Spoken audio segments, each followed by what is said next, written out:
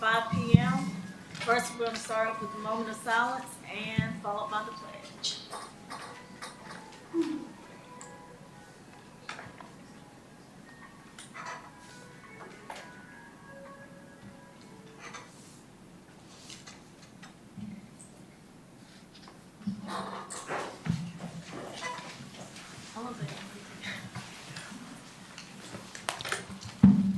I pledge allegiance to the flag of the United States of America and to the republic for which it stands, one nation, under God, indivisible, with liberty and justice for all.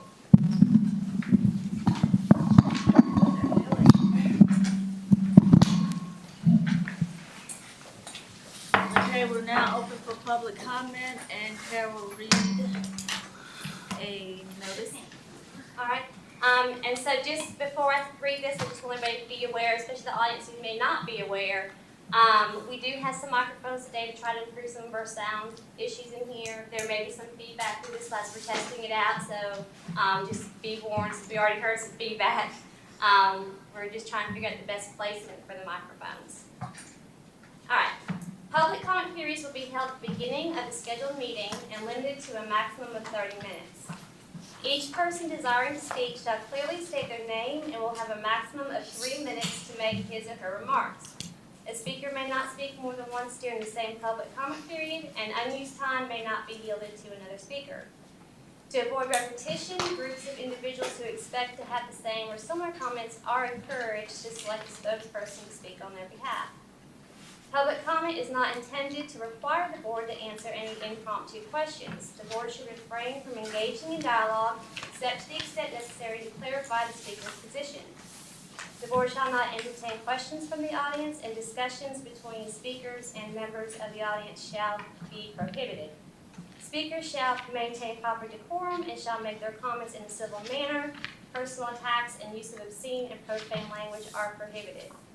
Speaker comments should be limited to subjects that are within the board's jurisdiction, and actions on items brought up during the public comment period will be at the discretion of the board. Okay, now. Oh, Rebecca Brock. Yeah. Comments. It was the one making feedback. Yeah, it was too much feedback. It was that's what was causing that feedback. So I'm gonna work on it and we'll get it ready for the next meeting. Oh, okay. Okay, anyhow, 5220 Christian Light Road. Taking a look in the year back, you guys have made great strides. You have audio-visual here. It's fantastic, and you're getting your minutes put up online. You're getting this recorded. I was a little bit concerned about your decision last month to go move the meetings to 5:30, however, because that makes it difficult for any of the public who wants to come and sit in on the meeting, and more importantly, do what I'm doing right now, make a comment, which they cannot do if they're just watching. That's really hard to do with a 5 p.m. meeting. You'll note that the commissioners meet twice a month, one at 9 a.m. in the morning and the other one at 6 p.m. for that purpose of allowing at least one meeting per month for a working person to come and comment. So I would urge you to reconsider your time. I do think absentee meetings starting at 5 o'clock by state statute, it's only those of us that are really into the election process that come to those absentee meetings. The rest of the world comes to these meetings to hear and watch and make comments. So I would urge that you reconsider your time frame to 5:30. But keep up the good work, and thank you very much.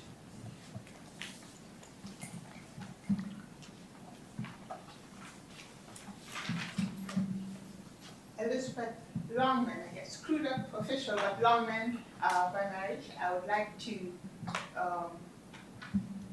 come before the board just to reiterate to them, we need to make sure that candidates follow the rules. As hard as we fought 3 rounds of Superior Court, I am glad to see that there is written clarification on where people can stand to electioneer. So our electioneer lawbreaker in chief, Sheriff Coates, will not be tempted to repeat that again. Also, I'd like for the board, at their discretion, to go and review the filings for candidates for sheriff. After reviewing it with members of staff at the Board of Elections, it was discovered that everybody who filed paperwork had their paperwork time-stamped, because everybody knows that filing for elections is time critical. But for some reason, a very important piece of paper for Mr. Wayne Coates is not time-stamped. And we cannot say for certain that that document was in before the filing deadline. Everybody's document is time-stamped. I took paperwork even to the state board, and every single page of documentation is time-stamped. His opponent had his documents all time-stamped, including that piece of paper, which was the new background check that is required from the people in Raleigh, the sheriff standards, education and standards. Mr. Coates didn't file that paper on time. That's why the Board of Elections couldn't put a date on it and a time on it, because it wasn't filed on time. If the board reviews it at their discretion and finds that Mr. Coates did not follow the law when it comes to filing, because we found Mr. Meredith in the Board of Elections after the filing deadline. Major Meredith had no business in that place at any point. It's just not his jurisdiction, and especially after the filing deadline. But Major Meredith was there for some reason, and Mr. Coates' paperwork was not time-stamped. If the board, at their discretion, for the integrity of the electoral process, confirm and verify that that paperwork wasn't time-stamped, and if there could be an investigation done as to when that paperwork was submitted. Because we believe that Mr. Coates did not submit it on time and should not have been a candidate on that ballot, because he did not follow that rule and many others, but that rule in particular. Thank you.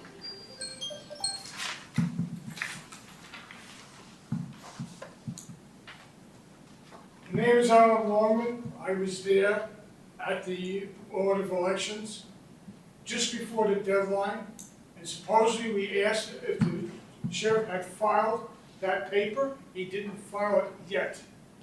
When I was there to almost the end of the period of time that he was allowed to put that paper in, he didn't show up. I left and came back 15 minutes later. I get there, and it was an altercation with somebody in the Board of Election. I was there for that. I don't think the police needed to be called at all. I think it was an opportunity to have the police come in and give an open time for them to deliver that paper to be filed after the deadline. Why I say that? Because they were brought inside the Board of Elections, and because it was a complaint about how someone acted, which you talked to, who was here, there was nothing wrong with them, and was just an opportunity to let them in the door, since they were both there, and went in the door with the paperwork, I believe, to be placed in after the time. That's why there's no timestamp. I was there. I asked if it was filed by the sheriff yet, and I was told no. This is a case, in my opinion, fraud on the director's half and on the sheriff. Thank you. Anyone else? Okay, public comment is now closed. We're ready to minutes on that. So everybody has in front of them a copy of the minutes. These were also emailed. If you did not get a chance to review them prior to, you can take a minute to look at them now. If everybody's happy with the minutes, then a motion to approve would be in order.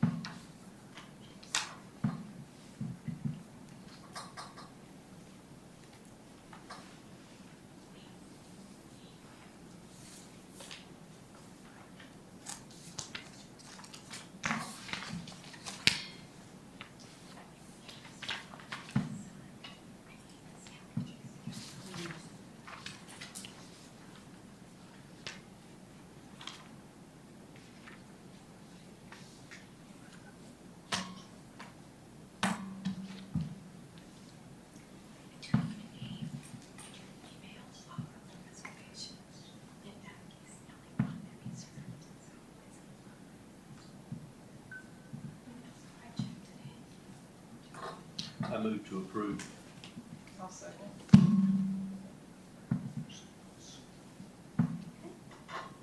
Any discussion? All those in favor? Aye. Any opposed? So this is the copy to sign, and I'll pass that around.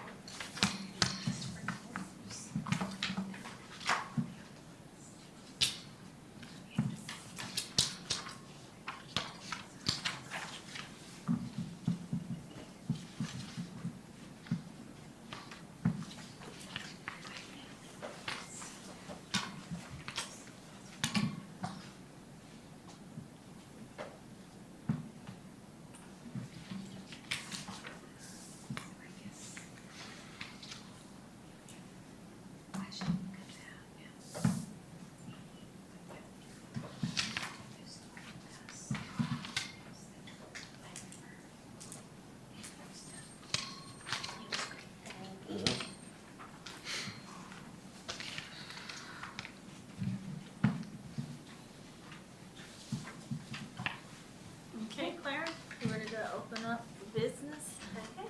So the first item of business is what I wanted to introduce to you Mr. Mike Morrow. He's the Assistant County Manager. Some of you may remember that the previous Assistant County Manager, Brian Haney, was over the kind of the elections. They separate the different departments amongst the different county managers. And so Brian has left, went to Cumberland County, and then we hired Mike, and I wanted you guys to just meet him and just know that he is kind of our representative to the admin office. So I was gonna let him say hi, and if you guys have any questions. Good evening, everybody. It's Amen. very nice to meet you. I'm glad to be here. Like Claire said, if you have any questions for admin, I'm the guy, so. So, are y'all still looking at a new building? Like, where does that stand? I don't know if you're up to speed on that yet. So, He is. I am, we have a space planning study that has recently been completed.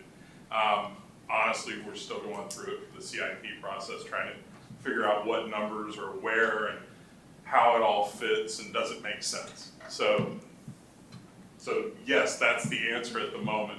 Is it a new building? I'm not sure if that's the case. That's way down the road. Is it a new space potentially? Again, I can't tell you. Have you been to the office and seen Yes. what they're working with? Okay. Oh yeah. As long as Yeah. you. And I said to Claire earlier, I don't know how in the world I've managed not to come and visit with you all because I visited with everybody else. I've been here since October, so anyway. So yeah, I'm familiar with where their working conditions, and it is a tight space, and I do agree to all that. And they have lots and lots of equipment, so you know, it is what it is at the moment. A previous board member referred to that space as a school bus, and that's appropriate. I'm not going to disagree. It's tight. Yes, ma'am. Tell us a little bit about your background and where you came from and all of that. So I hail from South Florida. That's where I was born and raised. I'm a native there. I've worked 35 years in government, everything from state government to county government to city government. My last position was the operations director for the city of Palm Beach Gardens. I worked in administration, public works, facilities, fleet. I worked all over the city. City was 65,000. It's in Palm Beach County. Let's see what else. Spent way too much time there. I'm really enjoying being here in North Carolina. You know, but you don't know what you don't know. So that's sort of how all that works. Yeah, and applied up here and got the job and enjoying all of it. Right, well, welcome. Thank you. And just to add on to what she said, it's very important we get space. Oh yeah. There's I'm well already aware issues of all that. with the place we've been using, so we need our own home.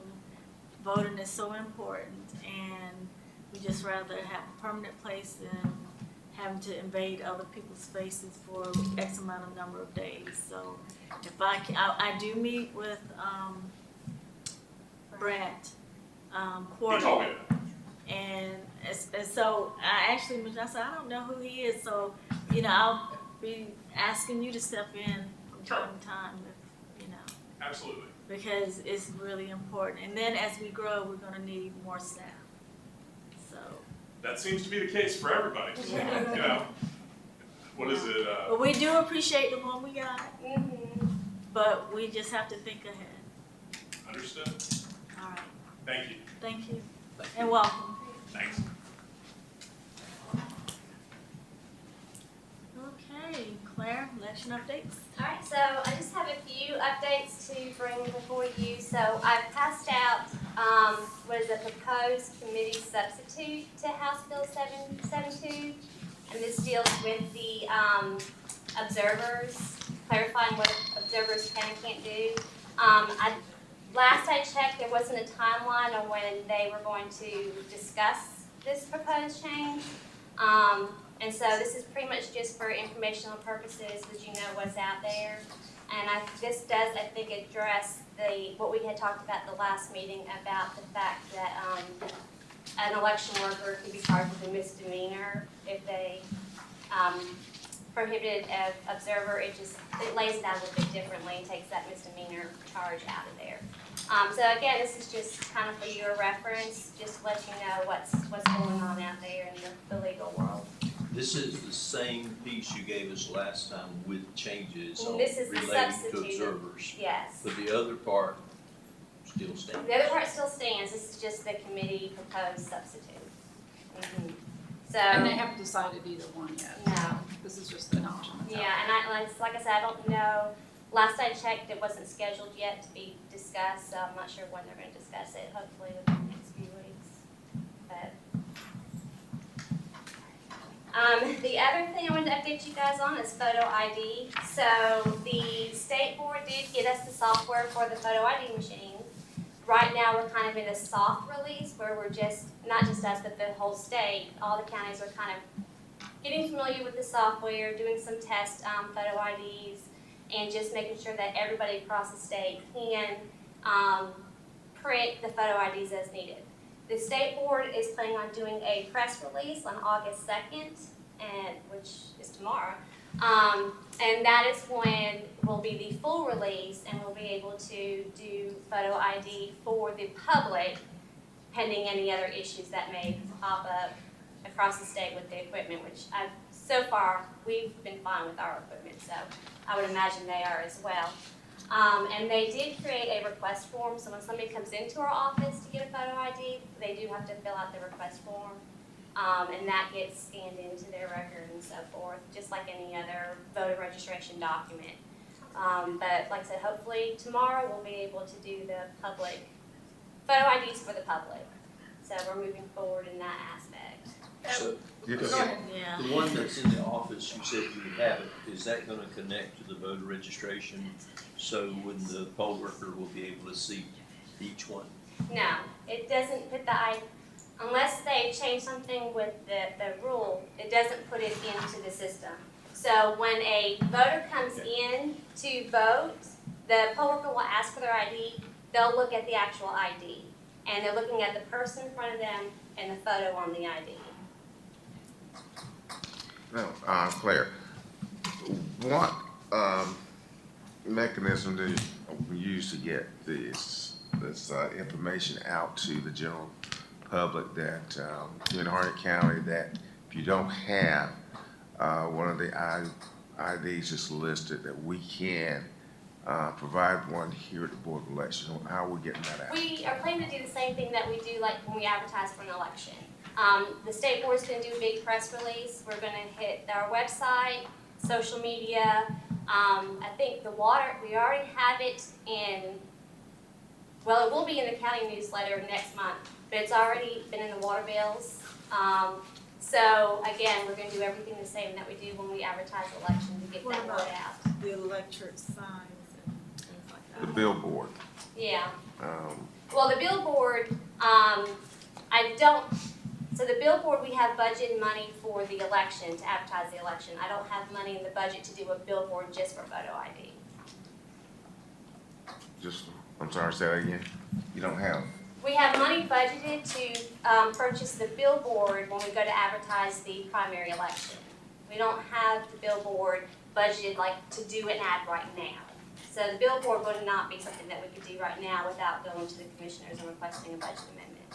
How about, in the local media where there's public service announcement where it's free? Like Yeah. radios and stuff? Radio, the Yeah. print media. Mhm. There's our website. I don't think, we don't have a Facebook page, I don't, We don't have a Facebook page, We but just have- Desiree, with the public information officer, she posts our stuff to the county page. the accounting page. Mhm. Okay, so we're gonna see more, information getting out to the Right. public from the Board of Elections, especially with this, cause I got a feeling it's, we're gonna start having to use this, this is coming up municipal. And I Yes. guess it's a good time to put it to the test. Mhm. And, okay, well, sounds good. Claire. We're doing our job. Since this came out after the budget, Mhm. why can't we ask for additional money for advertising? We can, I if think that's we what the should. board wants to do, we can Because we have certainly new reach people out. moving in, we have a lot going on. I think we should. Mhm. Are you speaking for municipals? Or are you? No, not, because. You're saying Well, the we have, primary- we have money budgeted for the primary. We don't have money Okay. budgeted for right now for the municipal. Also, to advertise for the photo ID is what I was. Correct, for photo ID, we don't have money right now. Now, when we advertise for the primary election, we might can throw some ID stuff, language Should be able to onto do it that. during that. But just to specifically get a billboard for that one purpose, we don't have money budgeted to do anything extra in addition to that. But shouldn't the focus be trying to get as many IDs now Yes. We certainly as can. opposed to waiting to, Mhm. later? And when we first did this a couple years ago, I think you were able to take it to like care facilities where people like weren't mobile. Didn't we talk about, it seems to me we This, talked about that. well, I think the first time it came out, the state did some mobile photo ID things. We were not able to move our equipment to travel with it. But I think the state had some functions where they had a mobile unit where they were able to travel around with it. Okay, so the machine that you have has to be, like, It, has to yeah, stay it in has your to be a office. machine because it's connected to our network and everything. Now, between now and the primary, there's not saying that the state may add something else. I know they're still working on the state budget to try to get more money in for these kinds of things. So there's more opportunities in the future as well. With the 24 elections looming, wouldn't it be a good idea to have the information out to the public so that if they come in, as you mentioned, get more IDs, more people coming in? Because in 24, I got a feeling we're gonna be blasted with folks coming to get IDs for that election. But if we're having the information constantly out there and reminding, Yeah. this is coming, not just for one blast thing, but to make it a part of our regular notification. Like we have our meetings, you said with the water The water bills. bills, but to have something as a PSA reminder, we need to do this. Because this is gonna be a big undertaking for the state, I do believe. I mean, it seems like it would be. So could we not ask for a budget amendment to cover that? Yes, but we do need to keep in mind that billboards are very expensive. So I would also need to kind of get a time frame from you guys as far as like how you want, because typically what I do is 3 billboards for a month prior to and during early voting. And that can cost up to $3,000 for that month. So if we're talking, do we want to do it a couple months now? I mean, the billboard, everything else is more manageable. The billboards are just expensive. Okay, a 14 by 12 billboard, 14 feet by 12 feet, basically. I have been quoted prices as, does that mean $600, I think? And then, of course, that will be the top range, but then it comes down to smaller board is, of course, for $400 for rental. If you sign a year contract, of course, you have to have your own graphic design idea, and they will do it for you. So we're looking at max $600 a month. What are you talking about, the billboards through? Because we always go through, Lamar has the billboards for the majority of Harnett County. Interstate is one of the vendors Okay. that provide service. So Interstate, and I know this one is Interstate, do you know? I didn't know that they had more than the one in Oh, Harnett yeah. County. Well, the reason I know this for, well, business purposes. They are up and down the 421 corridor. And then, of course, they have in the municipals, the townships, that they have smaller boards that can be, as I said, leased for as little as $400.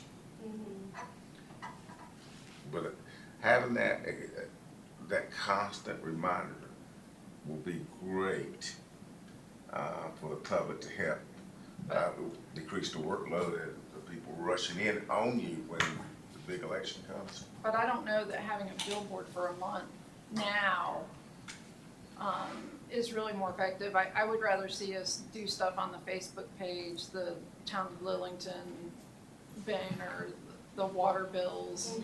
We have a I Facebook, think that would be more cost effective right now. do we have a Facebook page? We have do Facebook? not. Was what she was No. just saying, the Board of Harnett Elections County. does not have a Facebook Harnett page, because County we don't can have put it somebody on to there. maintain it. Okay. So all of our information and news things come from the Harnett County Facebook page. Okay, Harnett County. And then they also post to Nextdoor and those other social media sites.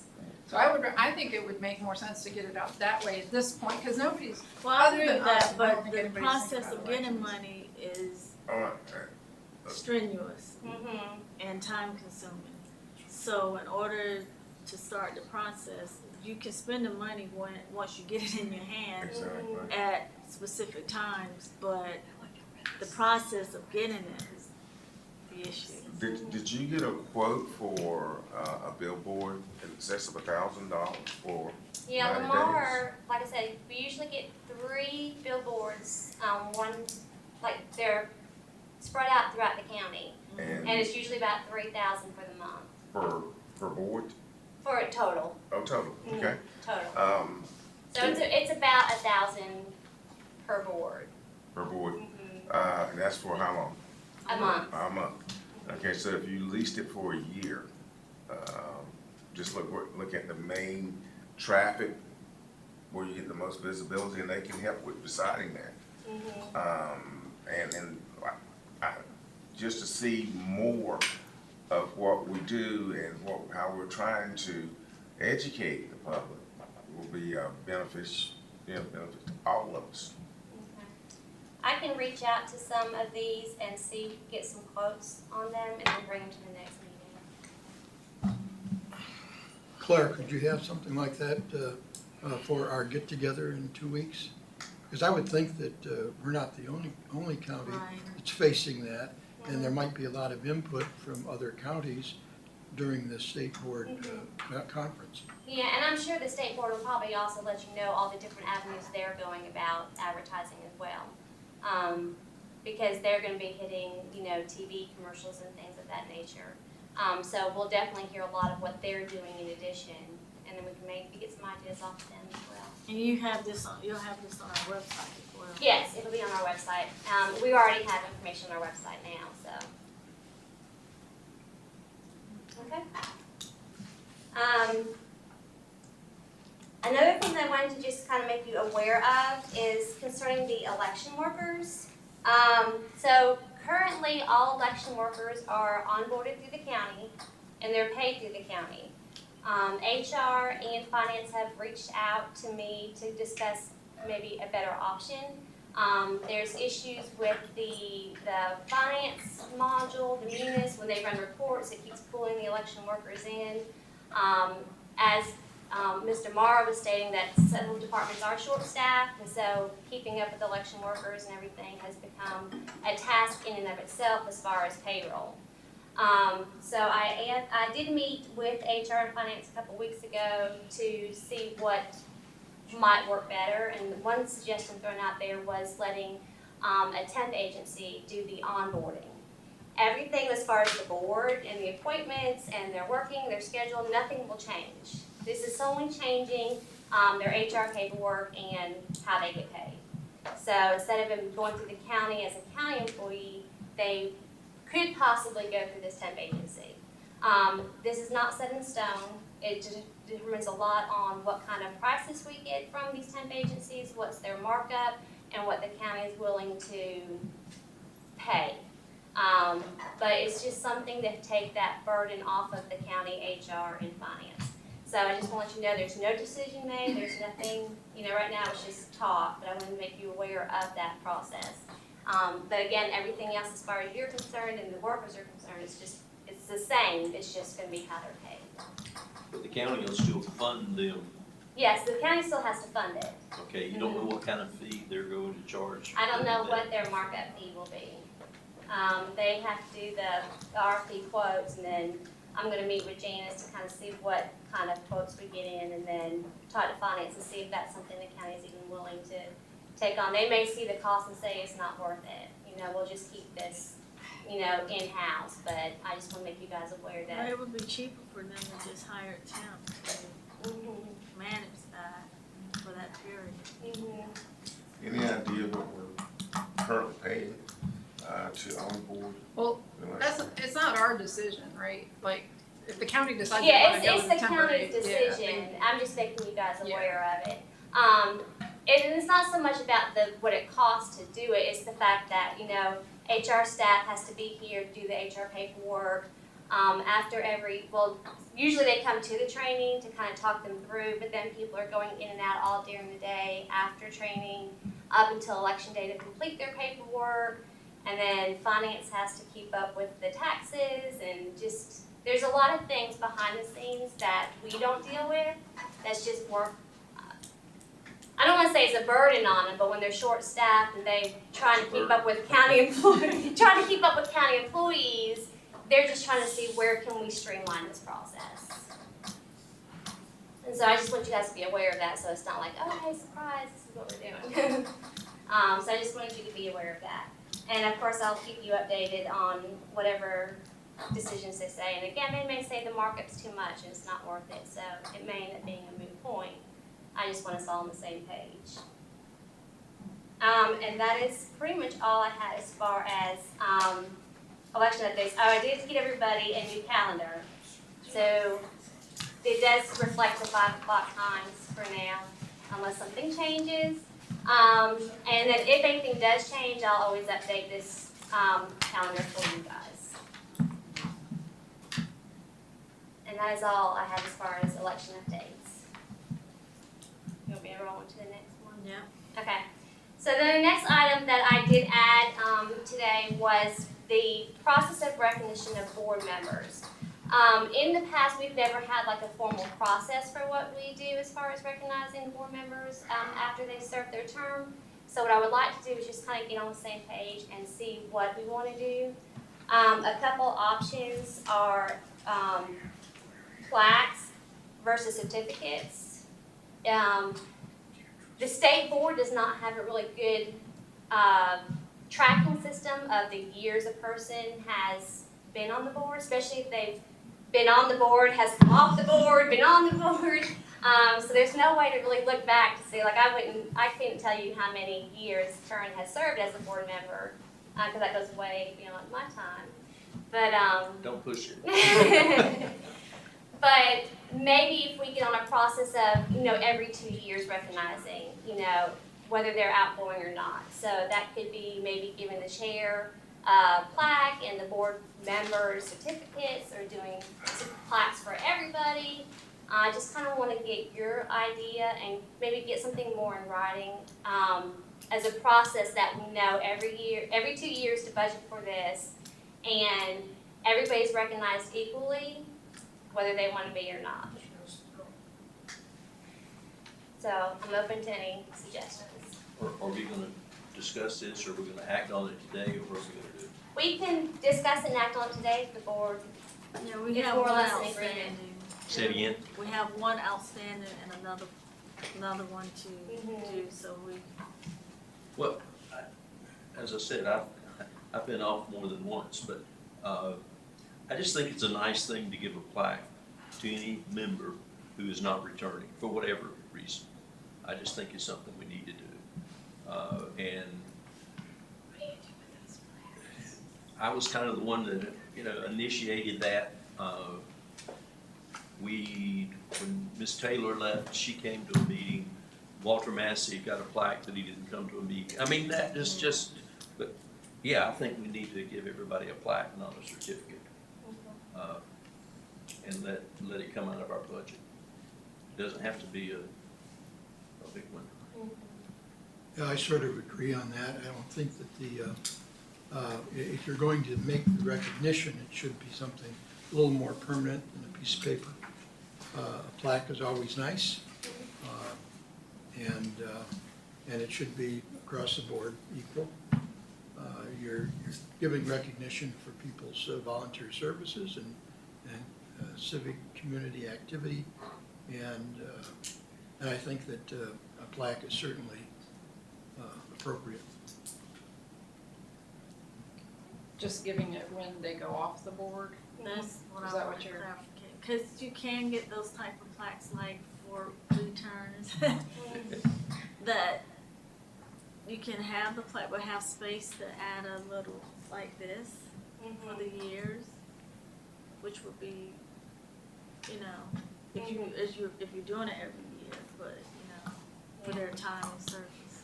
I think you could do it for a term. If they serve a term, Yeah. just put the term on there and you've taken care of it. Yeah.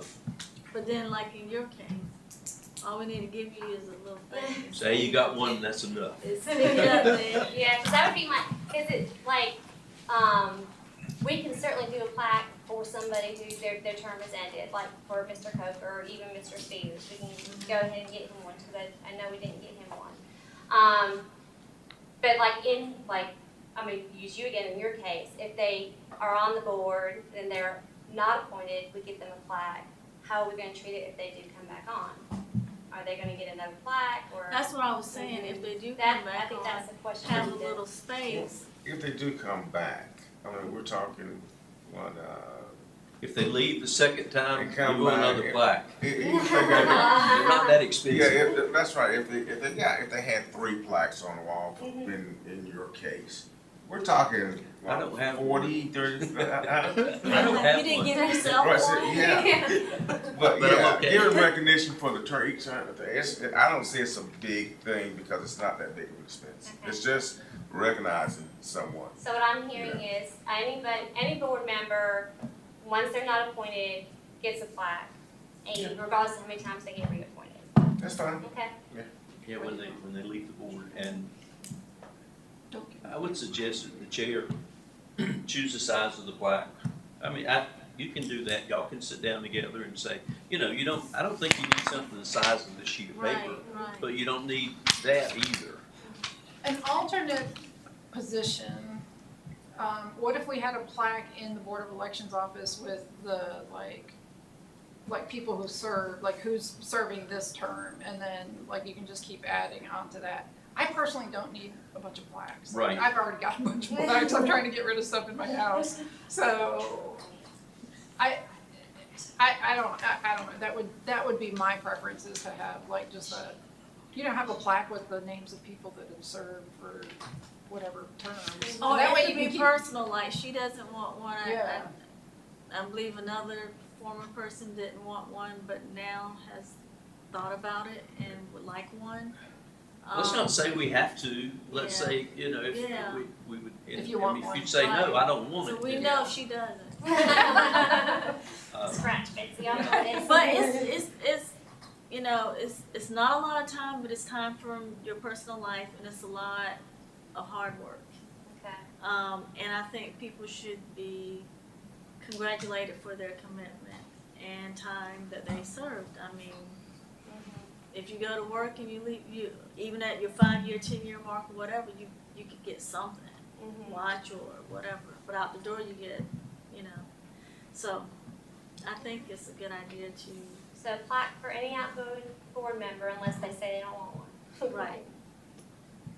Okay. Is that a motion? I'll second. Oh. just, You start the motion. okay, I move that we give a plaque, or award a plaque, is a better word.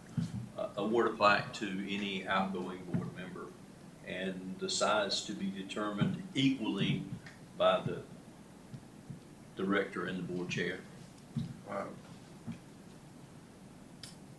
What'd you say?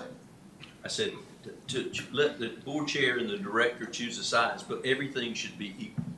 If you were here 100 years, you still get the same size. You know, Come You on, know, 100 years plaque- might need a plaques, lot more plaques. than that. Okay, you too. like Sunday school, you put a little bar. Well, I think the whole idea of it is just recognizing people and not not recognizing some folks and not others. And I thought this is what it's all about. And we can get a plaque of any size is fine with me. They're not very expensive at all. It's not a big. And if It's not a anybody big deal. that has served in the past wants a plaque, Yeah. let's give them a plaque. Yeah, I yeah. agree. Yeah. Yep. Mhm. Alright, so I got a motion. Okay, Did you get a second? I'll second it. Alright. Any other discussion? All those in favor? Aye. Any opposed? Okay, so with that, I will get a plaque from Mr. Coker, and I do know Mr. Spears would kind of like to have one, so I'm gonna go ahead and get one for him as well, and we can present those at the September meeting. Okay. Okay.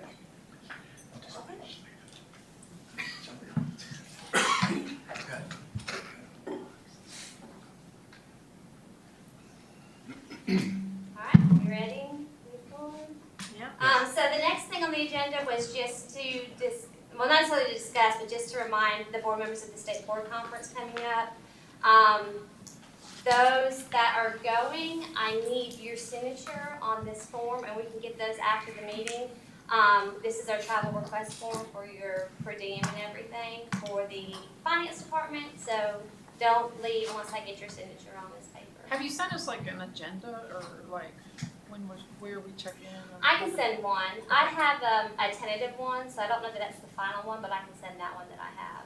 So that'll at least give you an idea. And where That are Sunday reservations? night will be they'll have registration that Sunday evening At where? at the Embassy Suite. So Okay. Is it the the- same place that we went, in Concord. yeah, Mhm. several years ago? So the conference is at the Embassy Suites in their meeting area, and then the rooms are actually in the Embassy Suites as well. So once we get there, we won't have to drive anywhere else. And so check-in will be that Sunday. They'll have registration Sunday, but if you don't get there till Monday, or you don't want to register till Monday, they'll have registration Monday morning. And then the conference will be that Monday and Tuesday. But that is all that I have for today. Is there any other business, or is there a motion to adjourn? On the conference, the board put together a packet that says what's going to happen, or you don't do that? They typically don't. The state board is notorious for putting things together at the last minute, especially when it comes to their conferences. So what they do is after the conference, they have their documents posted to a website. So anything that they discuss at the conference will be available afterwards, not necessarily beforehand.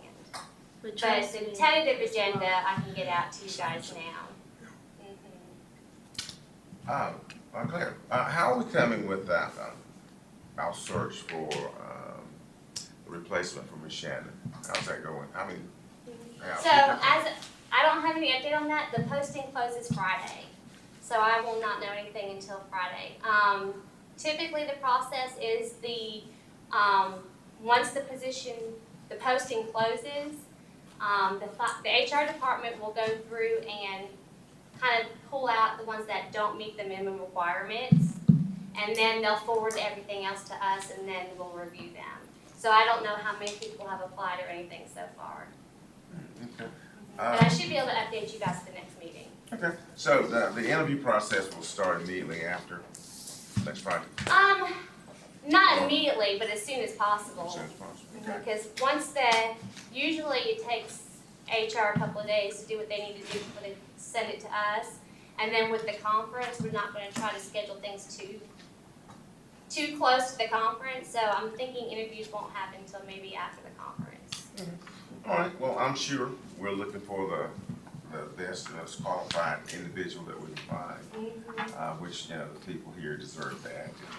And having said that, hopefully also we will be looking to keep and increase diversity at the executive level. We've had that in the past, and it'll be nice to see that continue. All right, good. Okay, we are adjourned. Mr. Carroll, is there a second?